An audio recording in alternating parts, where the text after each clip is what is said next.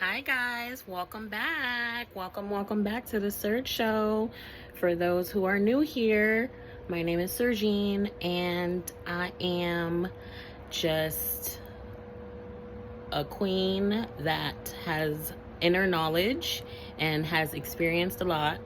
And I am always going to give some messages that come out whenever I get the transmission. And due to my intuition in life, I have been able to gather this information through experience and through trial and error. So this topic I'm about to talk about is about owning your dark side. I love this topic. I love the topic of the dark because it was something that was very taboo. We have been lied to about so many things in life, and I'm always the curious one that's always going to push the barrier and find out why it's so taboo. When it comes to the dark side, they portray this image of it being evil, but I don't believe in good or evil. I believe in free will and free choice. I think that human nature is very fickle, but at the same time, we do have free will to decide what we want to do and what we want to perpetuate in life. And I feel like when you own your dark side, it is something that is able to help you see other people's dark as well. Because the first thing we had in like the universe was darkness. It was the void. And without darkness, you cannot have light.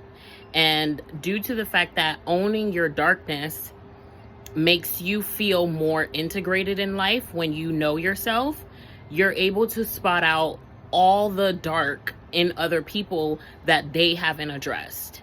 And there's a lot of darkness in this world. And it's unfortunate that this is how it has to play out, but that's how the universal law has made things to be able to be understood. Because like I said in my previous videos, if you're a student of life, you have to understand life as a student. You have to be able to be a blank canvas and learn from your experiences.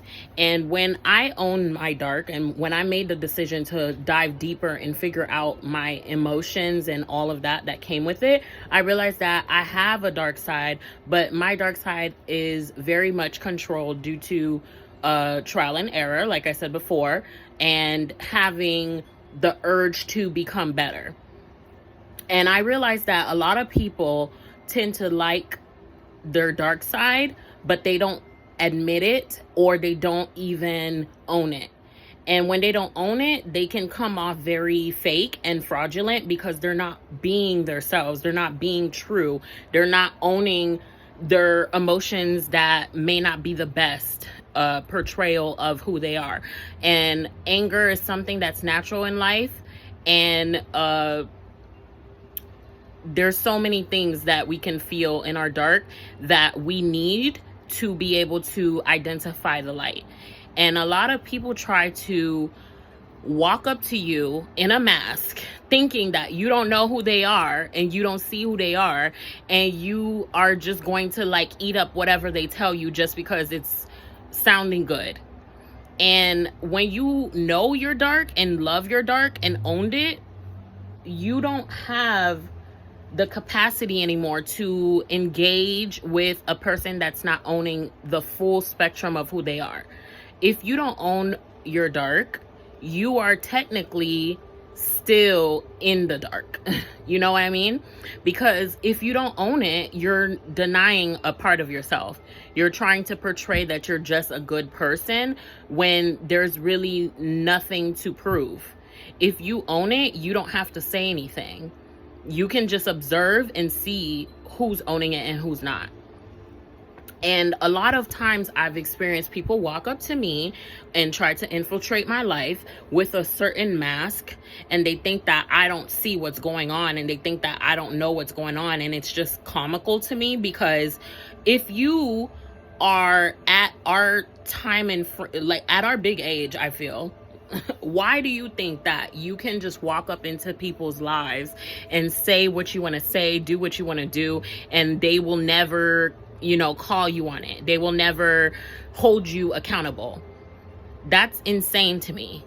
And it's very insane that you automatically assume that you're entitled to a place in someone's life that is generating energy that is technically powerful because of the fact that they owned who they are and they know who they are. Because a powerful person is someone that knows who they are. And it's very entertaining. It's like, now I find it entertaining, because back then I used to get offended because I felt like, now you're disrespecting my intelligence. But at this point, I find it entertaining. I think at this point, I don't care about a person trying to portray whoever they are. If they know who they are, that's fine. But if they're trying to portray something, I don't really care, because I already saw you from a mile away.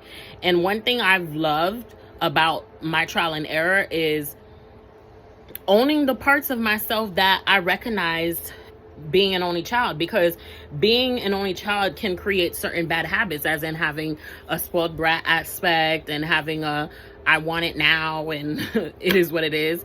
And I feel like sometimes you don't have to bring your bad habits into your adult life. You can recognize them and you can own them and you can put a name to them and then move forward. And I feel like some people try to like out narc you, if that makes sense. It's like, it makes me think of this title of a book that says The Narcissist in You Recognizes the Narcissist in Me. I think that's how it goes. It's like some people try to out narc you. And it's like, I'm trying to spread a message to remind people, don't let people out narc you. Don't let people out Machiavellian you. I'm not telling you to give them back the same treatment, but I'm saying, like, don't let them. Like, you could see them doing it, but don't let them. It's kind of entertaining when they do it, but don't allow them to think that they're gonna get like further down the block of your life and think that shit's sweet. You know what I mean? Just kind of let them play themselves. That's the only way you gotta let human nature learn. You gotta let certain people play themselves so they can understand who they were playing with, basically. The more you F around, the more you find out. And I feel like I'm a worthy opponent when it comes to things like that, because I know all too well about, the dark. I know all too well about bullshit. I see it from a mile away. It's something that I will never, ever deny. And I will never let somebody think that they could come into my life and play me. And it's insane to me how they think they can do that.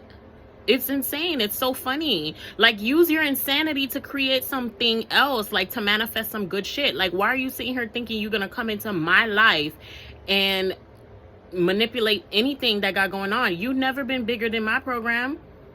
That's incredible. Like, that's nuts to me. But it is what it is. And hopefully this message gave you some perspective. I don't want to go on too long about it, but yeah, own your dark, love your shadow, love the parts of yourself that are hidden that you don't want to talk about. And a good key point to think about is when you do your birth chart, your Lilith is your psyche, and that's considered the opposite of Eve in the Bible. Their interpretation of Eve in the Bible. Lilith is the psyche, the dark side of the person that does not, that the secrets that they don't want to express to the world. Those aspects in our chart are very, very informative. It's allowing you to see yourself in a different aspect, and it shows you the zodiac that you portray that aspect as. So I know my Lilith. And I know that my Lilith is a very much interesting character. I don't know if I should reveal who she is. Why not? She's a Scorpio. My Lilith is in Scorpio. So due to the fact that it's in Scorpio, it is connected to the underworld. And Scorpions are about rebirth and transformation when they are evolved. So due to the fact that I have my psyche set up that way, I can spot things, because Scorpions are considered like, the ones that get the bad rap. But they only get the bad rap if they make that choice to get the bad rap. But because a Scorpion also is known for someone that can call bullshit and see things from a mile away as well, that is also a key point and a tool that is able to recognize things for what they are. So yeah, hopefully this message was able to spark some dialogue. And this is my longest message in a while, but I hope you enjoyed it. And I will see you soon for a next message. I love you. Bye.